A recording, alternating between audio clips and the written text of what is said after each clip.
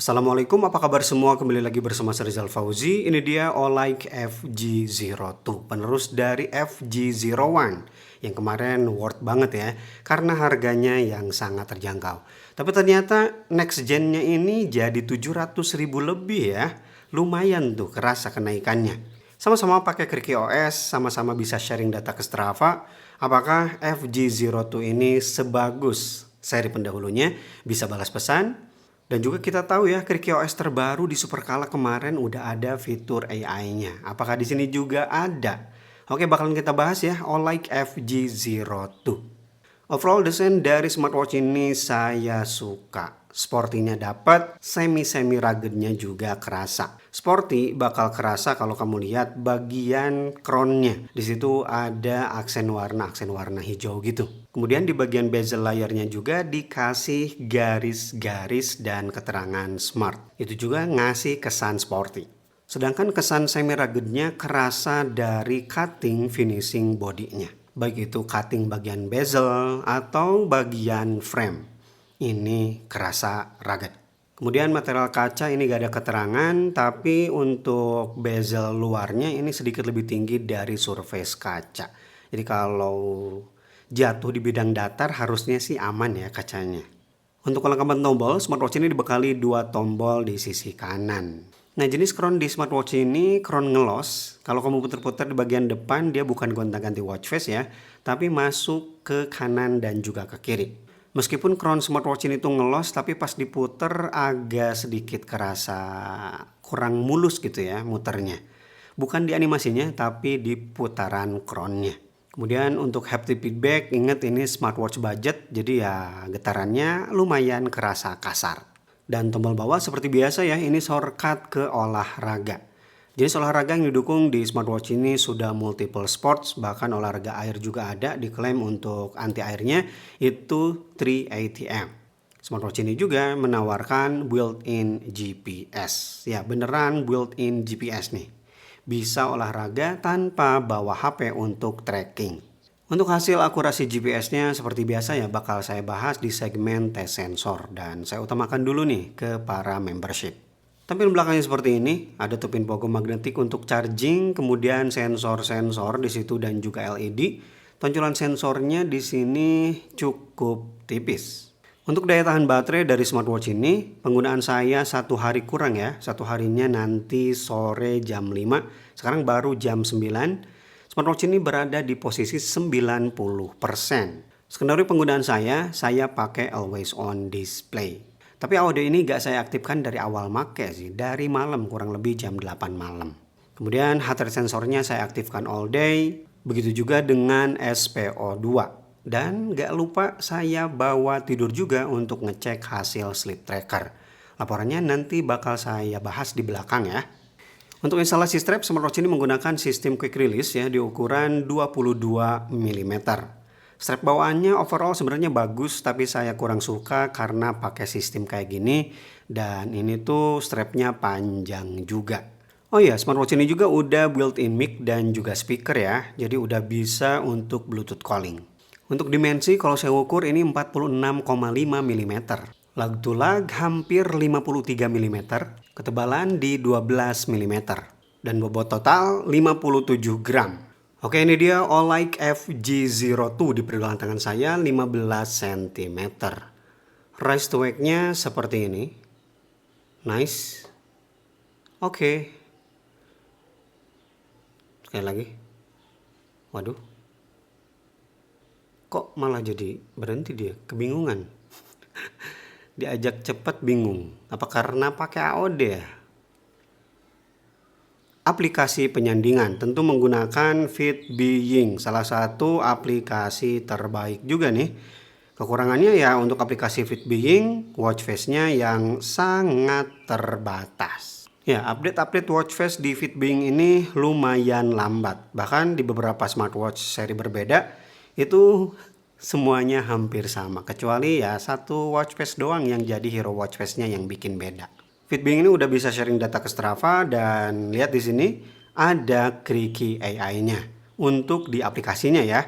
Di sini ada insight untuk kualitas tidur saya. Tapi di smartwatch-nya gak bakal kamu temukan shortcut untuk aplikasi AI Kriki. Selanjutnya display. Panel display yang digunakan di smartwatch ini tuh udah pakai AMOLED ya, ukurannya 1,43 inci. Untuk brightness-nya gak terlalu tinggi, gak ada informasinya juga berapa. Tapi untuk penggunaan outdoor masih cukup terlihat. Masuk ke user interface dan juga user experience, bakal kejawab nih apakah bisa quick reply atau tidak seperti seri pendahulunya. Dan ternyata sayangnya ini kan next gen nih, OLED ya. Tapi kenapa malah jadi gak bisa balas pesan? Berarti softwarenya software lama nih. Yap, saya coba buka satu-satu. Karakternya memang cukup banyak ya, bagus. Tapi kenapa next gen-nya malah jadi hilang tuh quick reply-nya. Dan swipe dari bawah untuk masuk ke quick setting. Ini dia quick setting-nya. Seperti biasa tidak bisa kita custom ya untuk Kriki OS. Dan tidak ada shortcut ke pengaturan langsung. Untuk animasi di sini cakep lah ya. Ini tampilan widgetnya. Dan ini tampilan shortcut-nya. Ini juga ya kelihatan sih. Ya, Kriki OS-nya belum yang terbaru, karena yang terbaru di sini udah bisa kita custom, tapi di sini belum ada shortcut customnya nih. Tampilan menu seperti ini. Oke. Ini belum 60 Hz ya. Agak sedikit berat. Nih ya, biar lebih jelas nih saya gerakin cepet nih, tapi gak sampai ke akhir. Saya gerakin kenceng nih swipe-nya. Masuk ke remote. Kita mulai dari remote musik ya.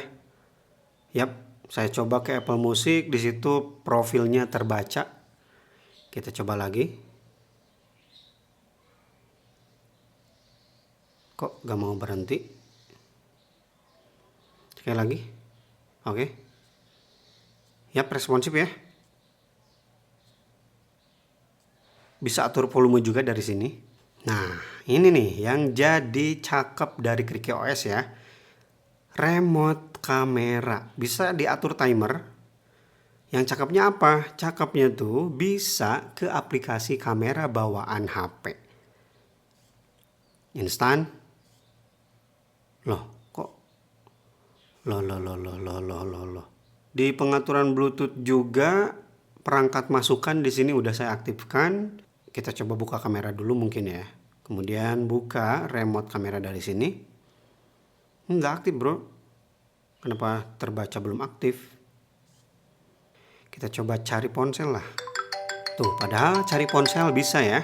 Jadi jelas ada sedikit problem di remote kamera. Fitur ekstra yang mereka tawarkan sekarang built-in kompas dan juga altimeter barometer. Oke, kita kalibrasi dulu. Cakep ya. Responsif bro. Animasinya smooth. Dan pembacaannya juga betul. Yap, barat sebelah situ. Untuk barometer dan altimeternya seperti ini. Di sini tercatat 962. Harusnya sekitar 1000 kurang ya, 994 di sini tuh. Tapi bisa kita kalibrasi. Kita benerin 994. Ini nih cakepnya smartwatch ini, Kriki OS bisa dikalibrasi. Terakhir untuk fitness apps ya, kita mulai dari sleep tracker seperti biasa. Di sini tercatat 7 jam 9 menit saya tidur ya, dari jam sekian sampai jam sekian, 21.29 sampai 4.39. Di sini udah bisa baca REM, tapi yang miss ya, di sini saya terbangun 1 kali. Saya terbangun 1 kali, memang nggak lama ya. Kemudian saya tidur lagi. Di sini tidak terbaca bangun. Ya rata-rata smartwatch murah kayak gitu sih. Terbangunnya jarang kebaca. Selanjutnya untuk heart rate monitoring, dia bisa aktif all day dan di sini ada yang miss ya di jam-jam ini nih. Ada yang kosong di situ. Itu karena memang saya gak pakai ya, saya simpen di meja. Di 1 jam itu saya lagi ngetes untuk smartwatch advance. SPO2 juga sama ya, bisa aktif all day, tapi SPO2 ini tidak sesering pembacaan heart rate. Yang lain di sini seperti ada latihan pernapasan dan juga siklus menstruasi buat perempuan. Oke, itu dia review saya untuk OLED FG02. Sayang banget ya, meskipun ini next gen, tapi softwarenya belum generasi terbaru. Karena kita lihat bareng-bareng belum bisa quick reply seperti Kriki OS yang baru kemarin di Superkala. Dan juga Kriki AI-nya belum masuk ke smartwatch, jadi cuma bisa diakses di aplikasi saja. Bagi kalian yang tertarik dengan Olight FG02 ini, langsung aja ke kolom deskripsi, link pembeliannya saya sertakan di sana. Dan yang udah pakai boleh juga ya sharing pengalamannya di kolom komentar. Rizal Fauzi pamit. Wassalamualaikum warahmatullahi wabarakatuh.